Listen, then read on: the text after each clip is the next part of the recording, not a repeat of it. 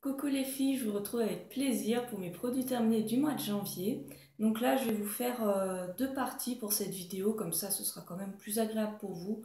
Donc là, je vais vous présenter mes produits cosmétiques et la deuxième partie, ce sera les compléments alimentaires et les produits alimentaires. Voilà, donc c'est parti. Alors déjà, je tiens à m'excuser pour la luminosité, enfin je m'excuse toujours pour la luminosité. Mais là, en fait, il y a des moments où on a un super grand soleil, donc c'est assez éblouissant. Et puis tout à coup, il n'y a plus rien, il fait super sombre.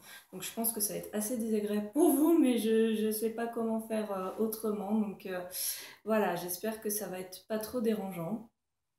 Donc c'est parti pour les produits terminés. Donc en premier lieu, j'ai terminé mon lait pour le corps de chez Yves Rocher Bio. Je vous en ai parlé dans mon haul Yves Rocher Bio. Et c'est un lait pour le corps que j'ai vraiment énormément apprécié. Déjà l'odeur est juste sublime, vraiment ça sent super bon. Donc c'est lait nourrissant pour le corps, miel et muesli bio. Ça a vraiment une odeur de frangipane, mais vraiment très gourmande, et de miel. Voilà, c'est un peu mélange des deux odeurs. Donc c'est vraiment super agréable. La texture est très agréable à appliquer, ça pénètre quand même assez bien dans la peau. Ça laisse un léger film protecteur, mais qui n'est pas du tout désagréable, qui n'est pas du tout hyper gras, comme certains produits. Alors il contient... Qu'est-ce qu'il contient? Il contient de l'alcool, mais bon, le reste de la compo a l'air quand même assez clean. Je suis assez contente quand même du produit. Je vous détaille tout dans l'article de mon blog, je vous mets le lien en barre d'infos comme d'habitude. Et vous aurez aussi tous les produits détaillés en barre d'infos. Donc est-ce que je rachèterai?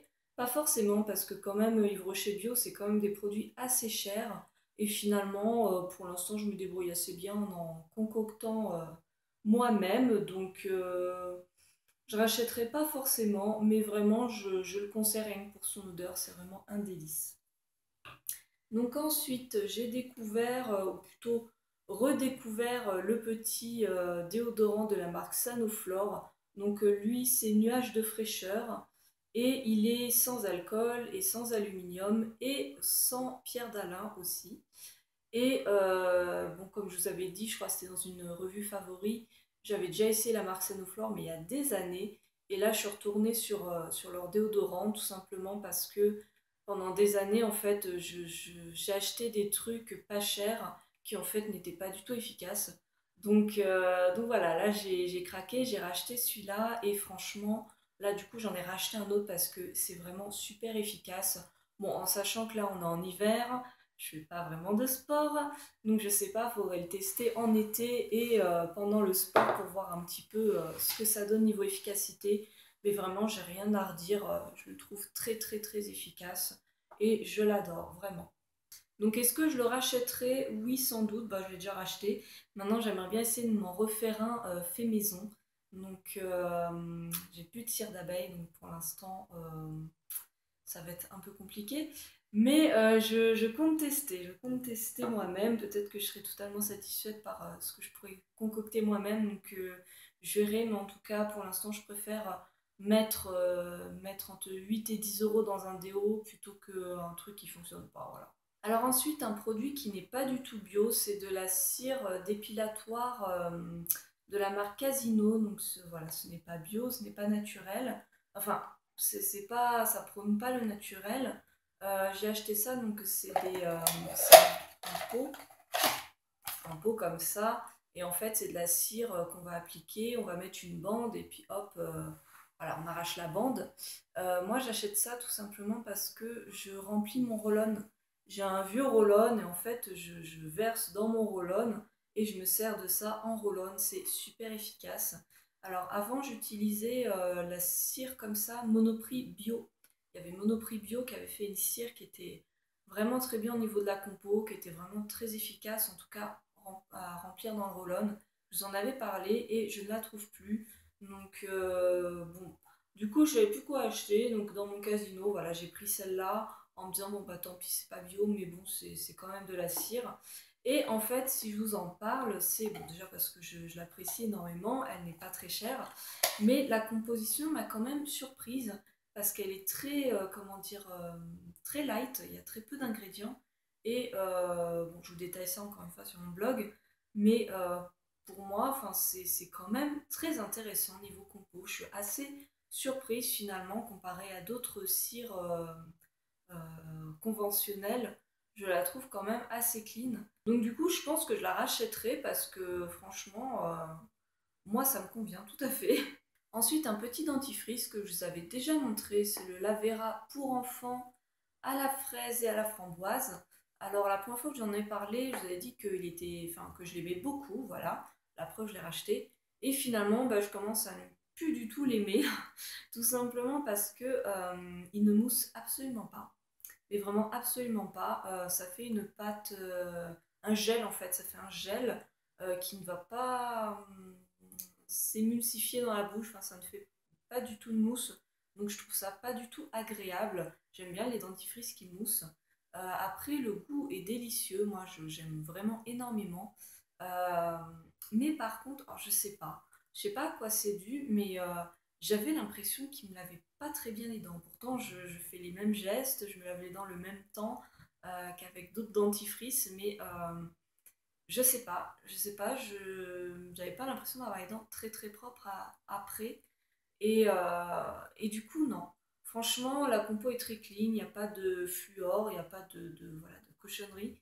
Mais du coup, je préfère beaucoup plus, alors soit son homologue à la propolis qui est bleu, le flacon est bleu, soit un dentifrice, je crois que c'est la marque Now, qui vient de chez iHerb à la fraise, euh, qui mousse beaucoup mieux.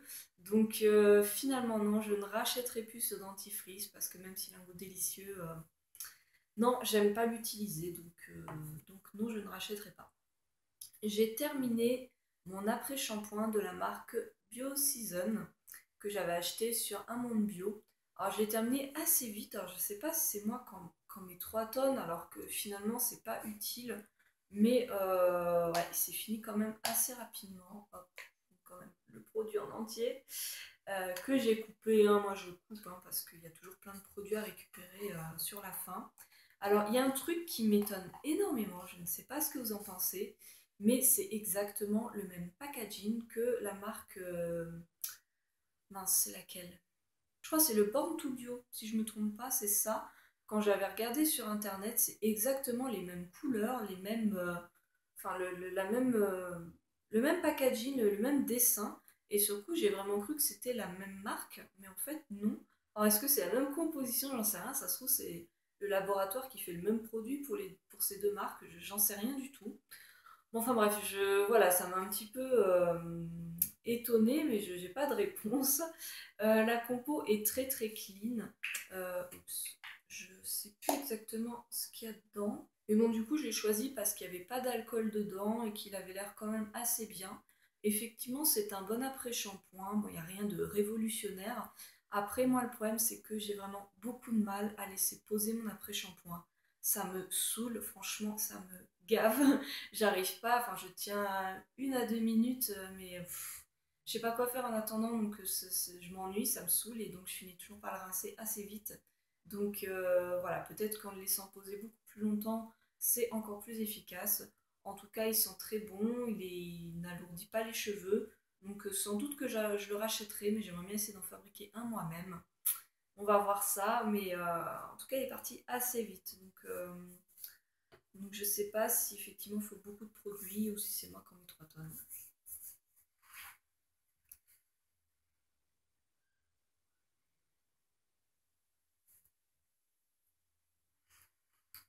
On passe maintenant à un petit produit qui mérite que je raconte un petit peu son histoire.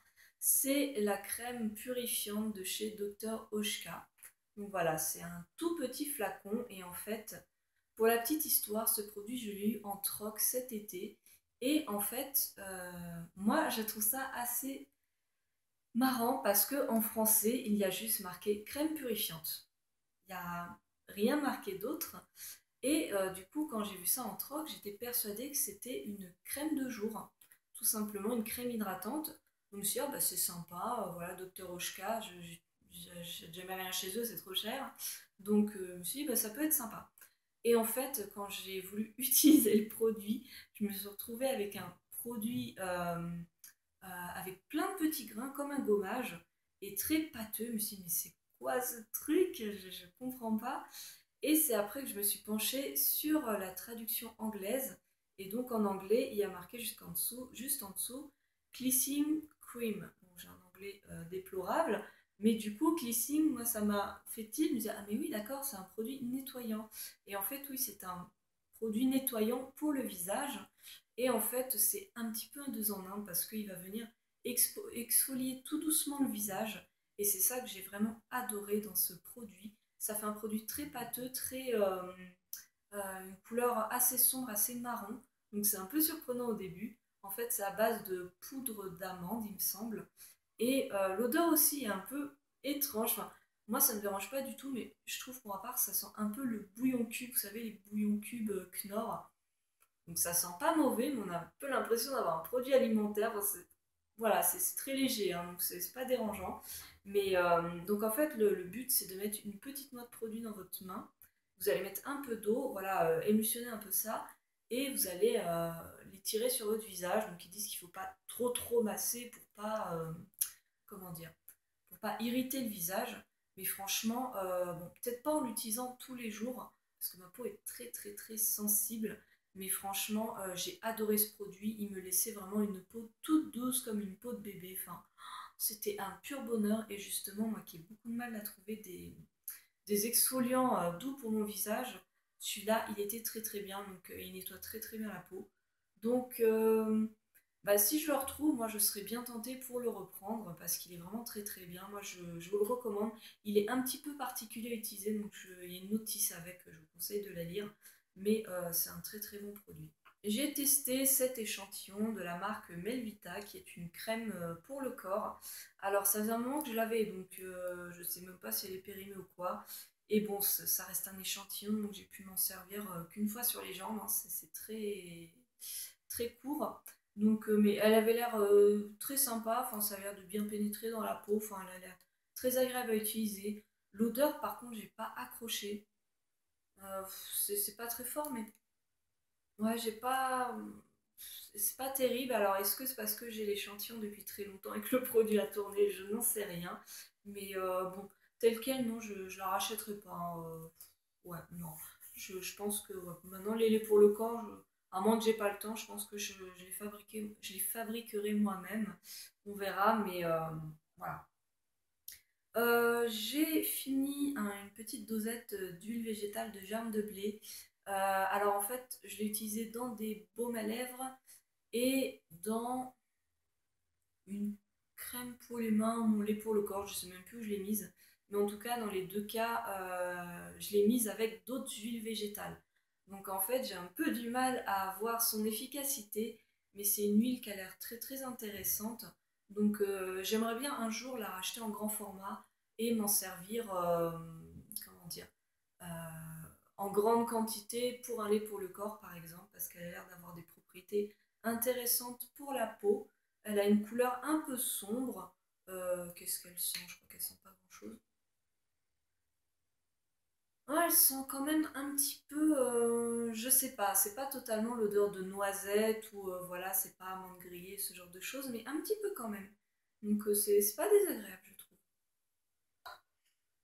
J'ai fini mon huile essentielle de géranium d'Égypte.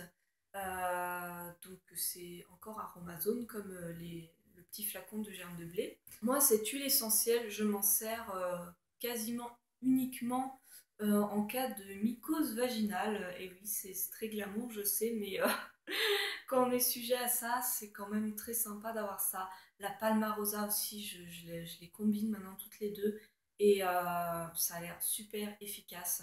Je pense que c'est vraiment les deux utilisés, Palmarosa et Géranium en cas de mycose. En fait, ce que je fais, c'est que je mets par exemple une noix de saforel ou une noix de crème, voilà quelque chose, ou une petite dose d'huile végétale comme l'amande douce qui est très douce, et je vais mettre 2 gouttes. Vraiment pas plus. J'avais essayé 3 gouttes, ça pique, donc juste 2 gouttes. Voilà, vous mélangez bien et puis bah, vous appliquez ça. Et c'est vraiment très efficace. Bon, pas pour les mycoses vraiment bien déclarées, bien présentes, mais quand il y a voilà, un début de mycose, des petits gratouillis, un petit truc, pof, vous en mettez, c'est très efficace.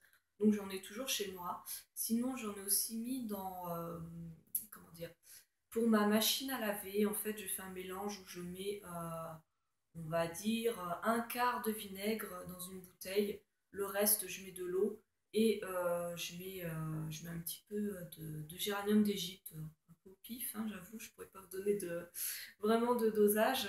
Et voilà, je m'en sers à la place comment on appelle ça, de l'adoucissant, de l'assouplissant, voilà, c'est ça, hein, assouplissant. Je mets pas d'assouplissant, de soupline, de je ne sais quoi. Je mets mon petit mélange de vinaigre et donc ou quelques gouttes sur mes noix de lavage, ça dépend ce que j'utilise. Et c'est vraiment, ça parfume et tout, c'est très sympa.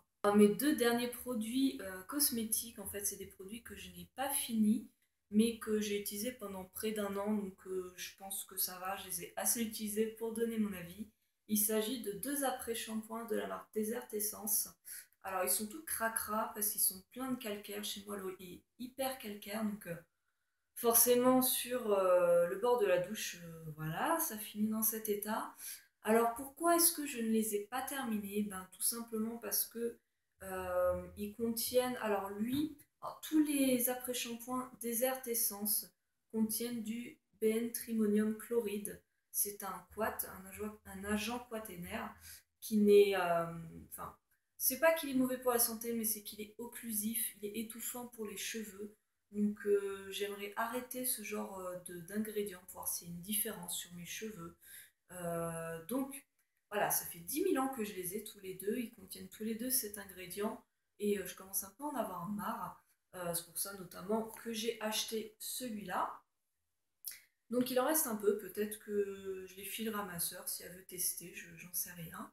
En tout cas, donc celui-là qui a la framboise, moi je le trouvais très bien, il sent très bon la framboise. Euh, voilà, c'était un très bon après-shampoing. Juste les après-shampoings Desert Essence, ils sont assez difficiles à rincer. Moi, ça me saoulait aussi. Donc, faut vraiment insister. Mais c'était pas mal. Lui, il contient du benztrimonium chloride, mais il contient aussi un autre truc. Oui, voilà, c'est le guar hydroxypropyltrimonium chloride. Le nom super barbare. Et ça, par contre, c'est un agent qui est quand même, je crois, un peu dangereux pour la santé. En tout cas, qui est pas très bon pour les cheveux, tout ça. En l'achetant, j'avais pas vu qu'il y avait ça dedans. Le reste de la compo est très clean. Mais bon, du coup, je l'avais acheté, il était très efficace, il sent très bon, il a une odeur un peu fleurie, je trouve. Donc, bon, je l'avais acheté, je l'ai quand même utilisé, mais là j'en ai marre quoi, d'utiliser ça. Donc, je vais arrêter. Bon, voilà, maintenant je vais vous faire ma deuxième partie, donc qui sera dans une deuxième vidéo. Et voilà, bah, sur ce, je fais des gros bisous. Salut.